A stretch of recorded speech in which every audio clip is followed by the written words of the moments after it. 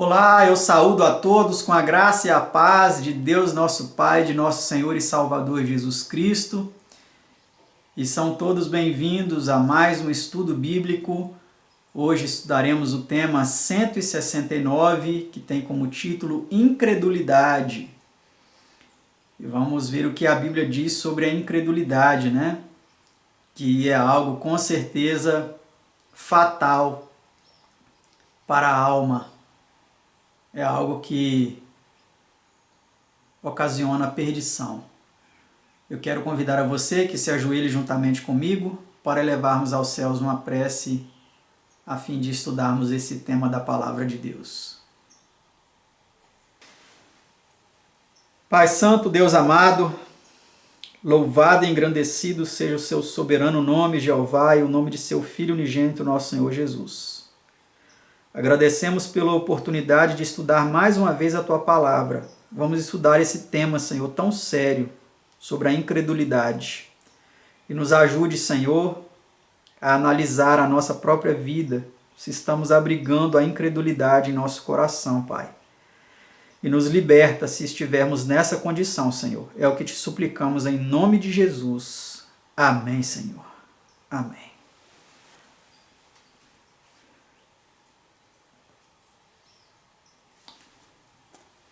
Vamos para a pergunta de número 1. Esse estudo é composto por 22 perguntas e respostas, e a primeira delas é essa que você já vê em sua tela. Que advertência contra incredulidade é feita na Bíblia?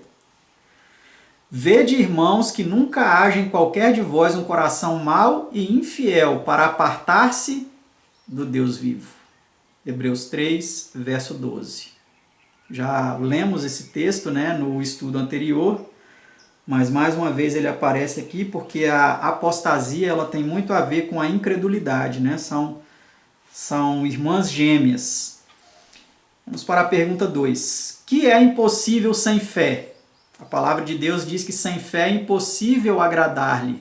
Hebreus 11, verso 6.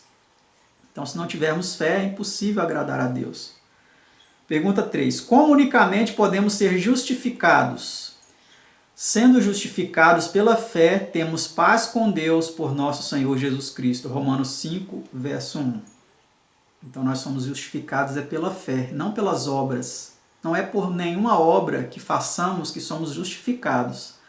Mas uma vez que somos justificados pela fé, nós vivemos uma vida de obras justas, de obediência aos mandamentos de Deus, Pergunta 4. De que vive o justo? Mas o justo viverá da fé.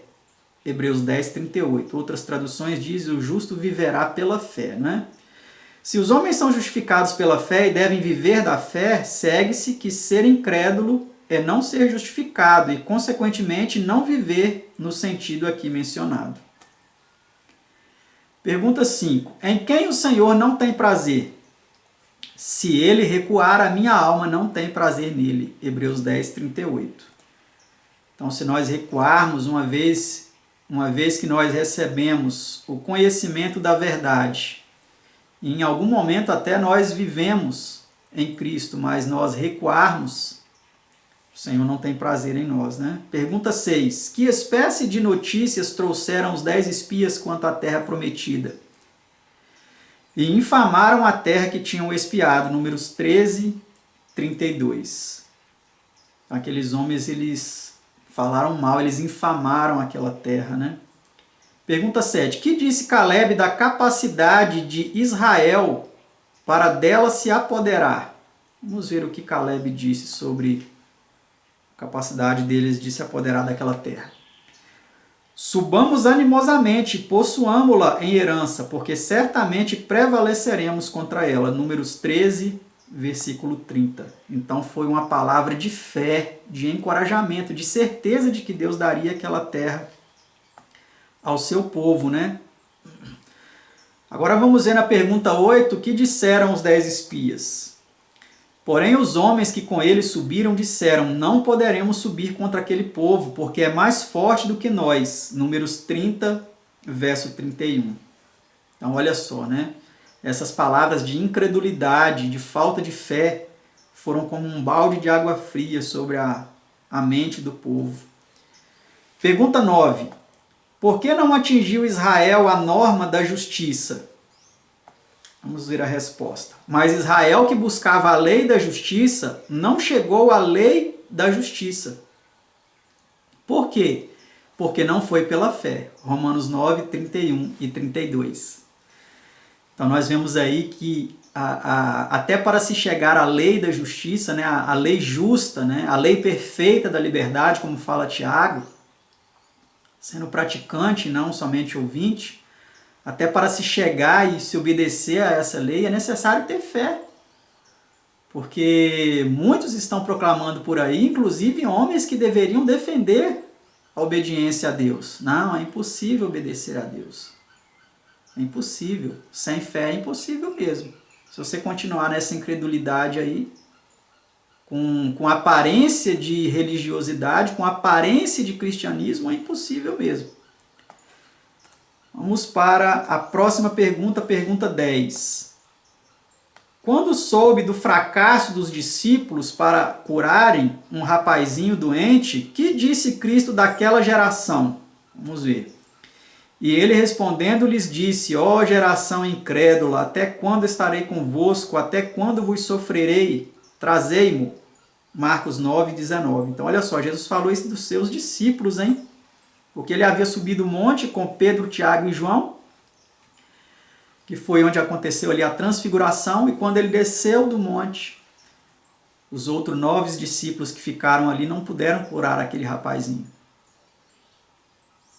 E o pai dele disse para Jesus, Senhor, se o Senhor pode fazer alguma coisa, cura o meu filho. E Jesus falou assim, se eu posso, não. Se tu podes crer, tudo é possível ao que crê. E ele falou, eu creio, Senhor, ajuda na minha incredulidade. E aí o Senhor ajudou aquele homem na sua incredulidade, ele teve fé e o seu filho foi liberto. Vamos para a pergunta 11 agora. O que disse Cristo a Tomé por não haver ele crido no testemunho de seus irmãos quanto à ressurreição do Senhor? Põe aqui o teu dedo e vê as minhas mãos, e chega a tua mão e mete-a no meu lado, e não sejas incrédulo, mas crente. João 20, verso 27. Então olha só, né? E ele disse ainda mais, ele falou assim, porque você viu, Tomé, e você creu. Porém, mais bem-aventurados são aqueles que não viram e creram, que somos nós, né? Nós não vimos Jesus ressuscitar. Muito menos vimos Jesus fisicamente como os discípulos viram e pudemos tocar nas suas feridas cicatrizadas, das mãos, do lado, dos pés. Mas nós cremos de todo o coração. Portanto, somos muito mais bem-aventurados do que Tomé e os discípulos que viram, né? Vamos para a leitura desta nota. O Senhor repreendeu Tomé por causa de sua incredulidade, pois não queria aceitar o testemunho de tantas pessoas dignas de fé que o tinham visto. Quão mais repreensível a incredulidade mantida em face da atual nuvem de testemunhas, de profecias cumpridas e em cumprimento. Essa nuvem de testemunhas é falada lá no capítulo 12 de Hebreus, né? Se eu não me engano, é o capítulo 12 mesmo. O capítulo 11 de Hebreus fala ali sobre os heróis da fé, sobre todos estes grandes exemplos de homens que foram vitoriosos na fé. E o versículo 1 do capítulo 12 diz, né? Portanto, nós, pois que estamos rodeados de uma tão grande nuvem de testemunhas, deixemos todo o embaraço e o pecado que tão de perto nos rodeia e corramos com paciência a carreira que nos está proposta, olhando para Jesus, autor e consumador da fé, o qual, pelo gozo que lhe estava proposto, suportou a cruz, desprezando a afronta, e assentou-se à destra do trono de Deus. Se Paulo falou isso naquele tempo, que eles tinham uma tão grande nuvem de testemunhas, quanto mais nós que vivemos nos fins dos tempos, temos uma nuvem muito mais maior de testemunhas. Nós não temos uma nuvem só de testemunhas, temos um céu inteiro cheio de nuvens de testemunhas. Pois temos a testemunha dos primeiros cristãos, que pagaram com a própria vida pela sua fé. Temos a testemunha dos reformadores, temos a testemunha dos pioneiros da nossa obra adventista. e temos as testemunhas atuais também que estão perseverando em servir ao Senhor. Então que nós corramos com fé, não com incredulidade, mas com fé a carreira que nos está proposta. Amém? Pergunta 12. Depois de falar dos numerosos exemplos de fé apresentados em Hebreus 11, que nos exorta Paulo a fazer? Que é exatamente esse verso que eu li, né? Acabei de ler agora. Vamos para a nota. Todo o embaraço de que aí se fala inclui os traços de caráter e os hábitos de vida que retardam a carreira cristã ou nos impedem de a seguir com êxito. Esses devem ser abandonados. Há, porém, mencionada alguma coisa que é mais que um embaraço, é um pecado, e pecado que muito de perto nos rodeia a todos, a incredulidade. Ser incrédulo, portanto, é pecaminoso. Então que o Senhor nos livre da incredulidade, né? Não sejamos discípulos incrédulos como Tomé, mas sejamos pessoas cheias de certeza, de fé, de convicção. Pergunta 13. Por que deixaram muitos de entrar outrora no repouso de Deus? E a quem jurou que não entrariam no seu repouso, senão os que foram desobedientes? E vemos que não puderam entrar por causa de sua incredulidade, né? Hebreus 3, 18 e 19. Então, quem são esses que não entraram no repouso por causa da incredulidade? Foram exatamente aqueles que ouviram os 10 espias. A gente não vai conseguir, não. Aquele povo é um povo muito mais numeroso do que nós, ali tem gigantes, nós somos como gafanhotos diante deles. Eles não entraram no descanso na terra prometida por causa da incredulidade. Pergunta 14. Que se diz a respeito desses incrédulos? Mas com quem se indignou por 40 anos, não foi porventura com os que pecaram, cujos corpos caíram no deserto? Hebreus 3, 17. Então é exatamente sobre eles, né? Pergunta 15. Que lição devemos tirar do procedimento deles? Temamos, pois, que porventura deixada a promessa de entrar no seu repouso, pareça que alguns de nós fica para trás. Hebreus 4, verso 1. Deus não muda. Se ofendeu com a incredulidade dos israelitas e recusou-lhes entrada em Canaã por causa disso, não nos pode permitir entrar no repouso celeste enquanto condescendermos com a incredulidade. E muitos vão ficar, amados. Muitos vão ficar. Quando ouvirem o verdadeiro evangelho, não vão querer largar o falso. Eles vão ser incrédulos. Quando virem os milagres, quando virem o poder de Deus agindo de forma grandiosa, talvez alguns até assistindo esse vídeo vão estar presenciando isso. Mas vão se manter em incredulidade, agarrados ao falso evangelho que aprenderam e vão perecer. Não poderão entrar no descanso. Pergunta 16. Por que devemos todos trabalhar? Procuremos, pois, entrar naquele repouso para que ninguém caia no mesmo exemplo de desobediência. Incredulidade noutra tradução. Hebreus 4, verso 11. Então nós devemos trabalhar para isso, né? Para entrar naquele repouso, inspirando fé nas pessoas, coragem, determinação, disposição em obedecer a Deus. Pergunta 17. Contra que somos advertidos quando repreendidos pelo Senhor? Filho meu, não desprezes a correção do Senhor, e não desmaies quando por ele fores repreendido. Hebreus 12, verso 5. Então que nós sejamos humildes, né, para aceitar a repreensão do Senhor, para não desmaiar quando formos repreendidos. Pergunta 18. A quem castiga o Senhor?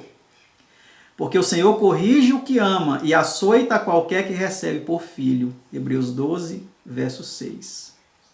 Então aceitemos a correção do Senhor, né? Pergunta 19. Fazendo Deus a Abraão uma promessa que se afigurava impossível de cumprir-se, de que maneira a recebeu ele? e não duvidou da promessa de Deus por incredulidade, mas foi fortificado na fé, dando glória a Deus. Romanos 4, verso 20. Então ele foi fortificado na fé, ele não duvidou, ele deu glória a Deus. Amém? Pergunta 20. Como foi considerada a fé manifestada por Abraão? Pois que diz a Escritura, creu Abraão a Deus e isso lhe foi imputado como justiça. Romanos 4, verso 3. Ele creu, né? Que nós também venhamos a crer, mesmo que pareça impossível, mesmo que pareça improvável, vamos crer, vamos ver o impossível acontecer. Pergunta 21 e penúltima. Como devemos nós orar ao ser perturbados por dúvidas? Eu creio, Senhor, ajuda a minha incredulidade. Marcos 9, 24. É exatamente o que eu falei para vocês, né? Do pai daquele menino que estava endemoniado. Que quando Jesus disse para ele, se eu posso, não. Se você pode crer, tudo é possível que crer. E ele disse, eu creio, Senhor, ajuda a minha incredulidade. Se nós fizermos essa oração, se você estiver aí agora fazendo essa oração, o Senhor ele vai te ajudar a ter fé, a não ser incrédulo, e você verá as maravilhas, as libertações acontecendo. Pergunta 22 e última. Que é prometido aos que creem quando oram? Por isto vos digo que tudo o que pedirdes, orando, crede que o recebereis e tê-lo-eis. Marcos 11, 24. Então é essa que deve ser a nossa atitude. Acreditar que nós já recebemos e nós o teremos. Obviamente, se nós estivermos pedindo algo que está de acordo com a vontade de Deus. Porque o próprio Jesus, quando orou no Getsêmani, ele disse, Pai, se possível, passa de mim este cálice. Era possível? Com certeza era possível o Pai passar aquele cálice dele. Mas se ele fizesse isso, eu e você não estaríamos aqui hoje. Ele teve que beber aquele cálice para que eu e você tivéssemos a salvação garantida.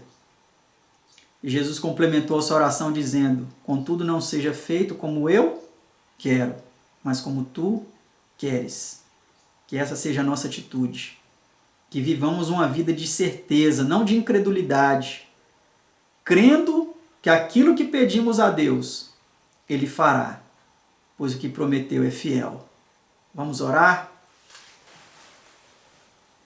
Pai Santo, Deus Eterno, eu costumo fazer só a oração inicial, Senhor, nesses estudos, mas eu tive vontade, Pai, de elevar a Ti os pensamentos nesta hora, neste momento, nesta ocasião. Porque porventura, Pai, talvez esteja assistindo alguém que está necessitando, Senhor, de fé. Está necessitando que o Senhor remova, Pai, da sua vida, da sua mente, a incredulidade, a falta de fé, a incerteza, a fraqueza espiritual.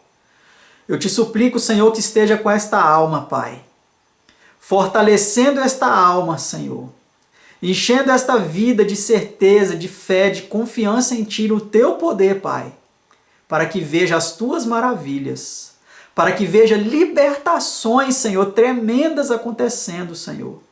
Almas sendo libertas do poder dos demônios, do poder do falso evangelho, do poder do engano, do poder da mentira, do poder da carnalidade, da depravação, dos vícios que acorrentam as almas na incredulidade, na perdição e nas trevas. Por misericórdia, Pai, liberta esta alma. Encha esta alma, Senhor, de certeza, de fé, de poder do alto. E nos ajude, Senhor, a vivermos conforme toda a palavra que sai da boca do Senhor. É o que eu te peço em nome de Jesus. Amém, Senhor. Amém. Que Deus continue nos abençoando e nos guiando. Agradeço a sua atenção. E até o nosso próximo estudo bíblico, se Deus assim nos permitir. Tchau!